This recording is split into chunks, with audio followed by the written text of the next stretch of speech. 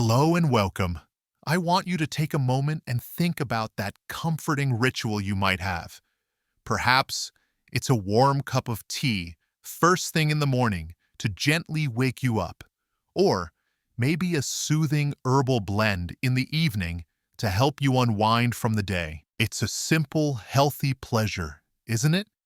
But then you see a headline online, or a friend mentions something they heard, and a little seed of doubt, of anxiety, gets planted. Can my morning green tea be interfering with my blood pressure medicine? Or is my nightly chamomile tea actually dangerous with the blood thinner my doctor prescribed? Suddenly, this simple, healthy ritual feels complicated and even a little scary.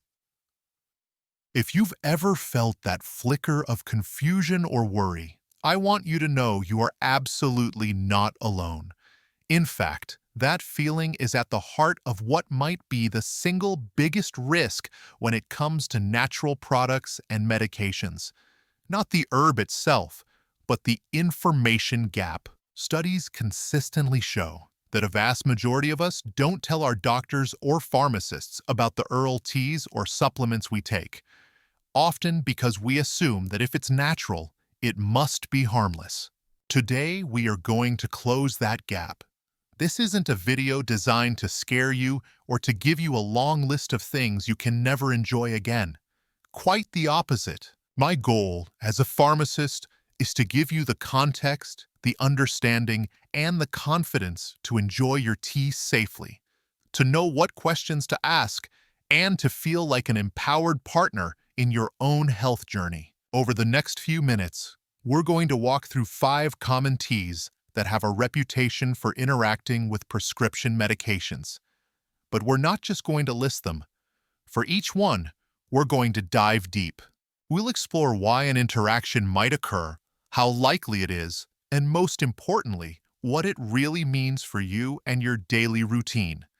We will talk about the crucial difference between drinking a simple brewed tea and taking a high-dose concentrated extract, a distinction that the scary headlines almost always leave out. We'll lean on information from trusted institutions like the National Center for Complementary and Integrative Health, or NCCIH, and the Mayo Clinic to make sure our conversation is grounded in real science. And by the end of this discussion, you won't be left with fear. You'll be left with a clear, actionable plan. You'll understand the key principles of safe consumption, and you'll know exactly how to have a productive conversation with your own pharmacist or doctor. So please, get comfortable, maybe even pour yourself a cup of your favorite tea, and let's begin this journey from fear to empowerment together. And a quick but important reminder: I am a pharmacist, but I am not your pharmacist, and this video is for educational purposes only. It is not a substitute for personalized medical advice from your own healthcare provider, who knows your specific health history and medication list. The goal today is to help you ask better questions and to be a more informed patient. Please, always consult with your doctor or pharmacist before making any changes to your health regimen. All right, let's start our countdown with a tea that is perhaps the most beloved for its calming, gentle reputation. Coming in at number 5 is chamomile. For so many people, a warm mug of chamomile tea is the very definition of comfort. It's what we reach for after a stressful day, or when we want to signal to our body that it's time to rest and prepare for a good night's sleep. And I want to be very clear right from the start. For the overwhelming majority of people, chamomile is incredibly safe. However, if you are one of the millions of Americans taking a blood-thinning medication, particularly warfarin, also known as Coumadin, this is a tea that warrants a bit more awareness. The reason is that chamomile contains natural compounds called coumarins. This might sound familiar because the drug warfarin is itself a coumarin derivative. These compounds can have a mild blood-thinning effect. Now, in a single cup of tea, the amount of these compounds is very, very small. The why here is a matter of a potential additive effect. Think of it like this. Your prescription warfarin is carefully dosed to get your blood to just the right level of thinness. Not too thick, not too thin. If you then introduce another substance that also has a mild thinning effect, you could, in theory, push that balance a little too far, increasing the risk of bruising or bleeding. The scientific evidence here is not overwhelming. It's based primarily on a handful of case reports.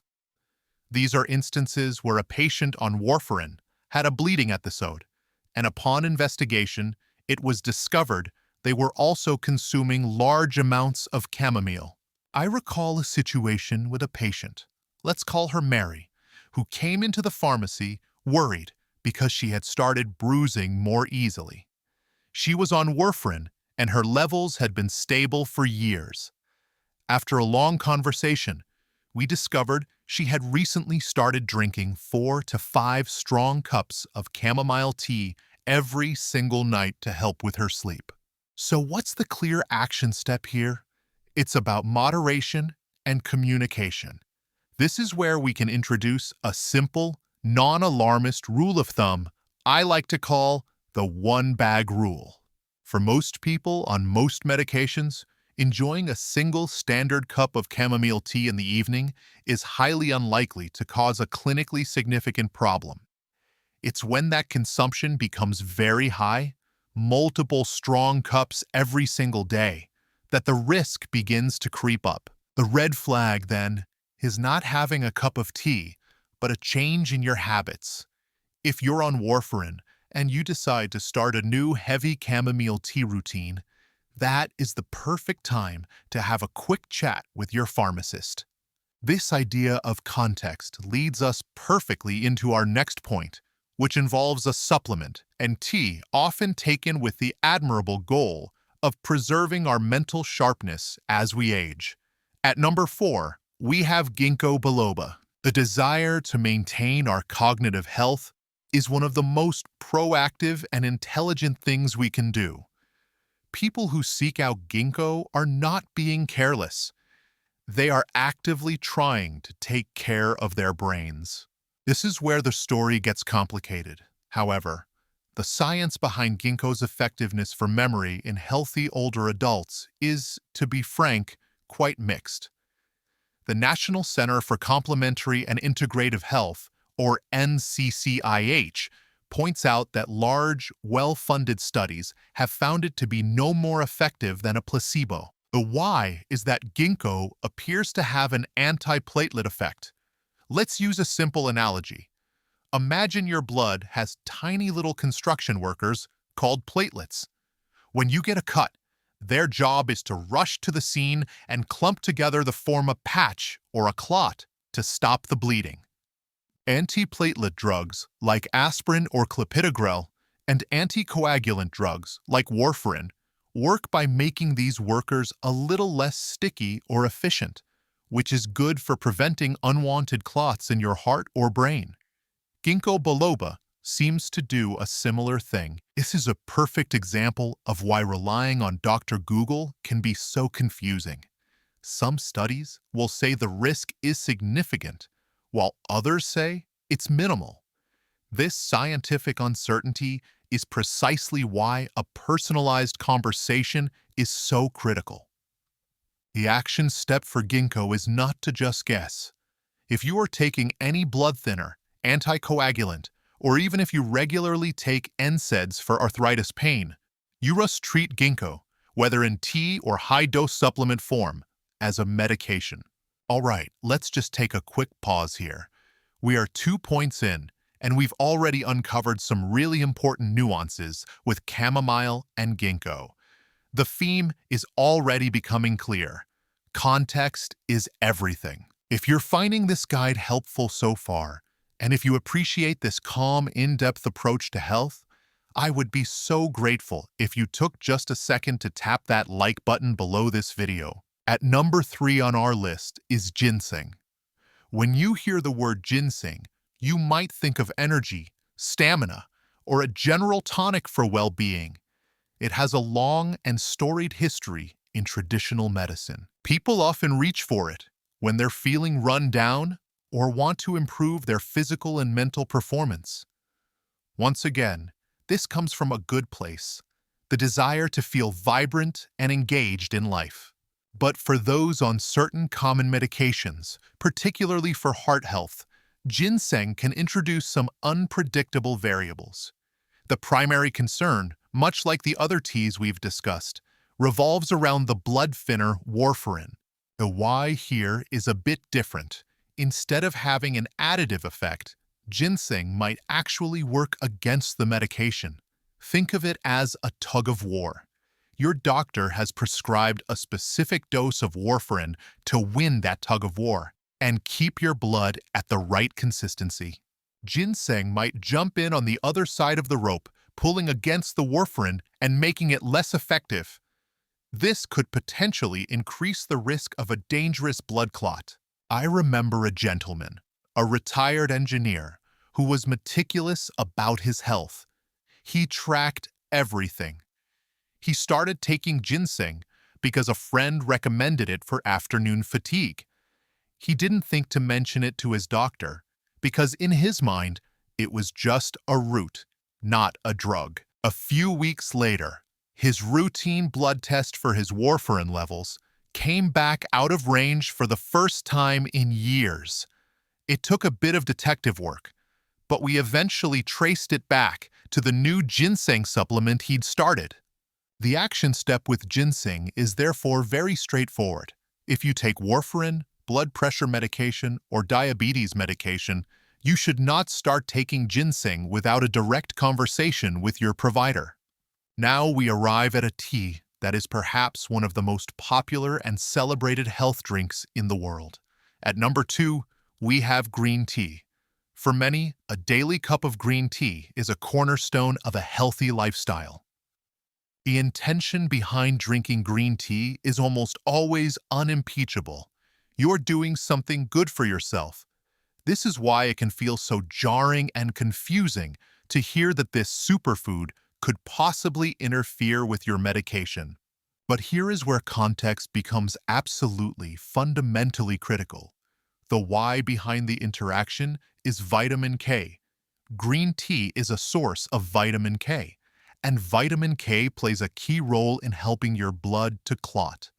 The medication warfarin works by blocking the action of vitamin K. Now, here's the part that gets lost in the scary headlines. The case that is most often cited in medical literature involved a patient who was drinking between half a gallon and a full gallon of green tea every single day. That is a massive, unusual amount of tea. For the average person enjoying 1, 2, or even 3 cups of green tea a day, the amount of vitamin K is generally not enough to cause a clinically significant problem. The key isn't to stop drinking green tea.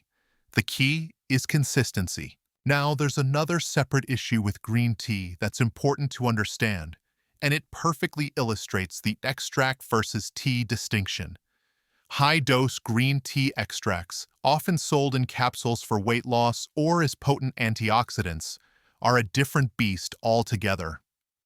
These concentrated supplements have been shown to interfere with other medications. For instance, a study published by the NCCIH showed that these extracts can significantly lower the blood levels of the beta-blocker drug nadolol. So the action step here is twofold. First, if you are on warfarin, enjoy your green tea in moderation, and most importantly, be consistent. Second, you must clearly distinguish between drinking brewed green tea and taking a high-potency green tea extract supplement. And that brings us to number 1. If there is one herbal product that pharmacists and doctors universally want their patients to be aware of, this is it. At number 1, we have St. John's wort. This herb is most commonly used by people trying to manage symptoms of mild to moderate depression. And let's pause to validate that intention. Seeking help for mental well-being is a sign of incredible strength. However, of all the items on our list today, This is the one that carries the most serious and widespread risks of drug interactions, and taking it without professional guidance can be genuinely dangerous. The why behind this is incredibly important to understand. St. John's wort is a potent inducer of a group of enzymes in your liver. Think of your liver as a processing plant for medications. These enzymes are the workers on the assembly line that break down drugs and clear them from your body. St. John's wort doesn't just encourage these workers, it gives them super caffeinated energy drinks and puts the assembly line on hyper speed. This means that many prescription drugs are processed and removed from your body much, much faster than they're supposed to be. And the list of medications affected is staggering. It includes some of the most critical drugs people rely on. It can reduce the effectiveness of blood thinners like warfarin, anti-rejection drugs for transplant patients like cyclosporin, some HIV drugs, and even some chemotherapy agents. The action step for St. John's wort is absolute and unequivocal. You should not, under any circumstances, take St. John's wort in either tea or supplement form if you are on any prescription medication without first having an in-depth discussion with your doctor and pharmacist. So we've gone through the big five, and through it all, a single powerful solution has emerged. The real solution, the ultimate action step that applies to every single point we've discussed, is to talk to your pharmacist. So, I want to encourage you to make a list, not just of your prescriptions, but of everything. The vitamins, the supplements, the nightly chamomile tea, the green tea extract you are considering. Take that list, or even just put all the bottles in a bag and bring them with you to your next pharmacy visit. Ask them, "Can you please review this for me? I want to make sure everything I'm taking is working together safely." As we wrap up our conversation today, I want to circle back to where we began. We started with a feeling of confusion and anxiety, the worry that a simple, healthy habit might be causing harm. My hope is that you no longer feel that fear. Instead, I hope you feel equipped and empowered. You've learned that for most teas, moderation is key. Consistency is often more important than complete avoidance. And most importantly, you now have the ultimate win, the knowledge that you have an expert partner in your pharmacist. Now, I would love to hear from you. Which of these 5 teas was the biggest surprise or the biggest aha moment for you? Please share your thoughts in the comments below. And finally, if you found value in this calm, in-depth discussion, and you want more content that respects your intelligence and empowers you to take charge of your health, please be sure to hit that subscribe button and ring the little notification bell. Thank you so much for spending this time with me today. Be well, stay empowered, and I'll see you in the next video.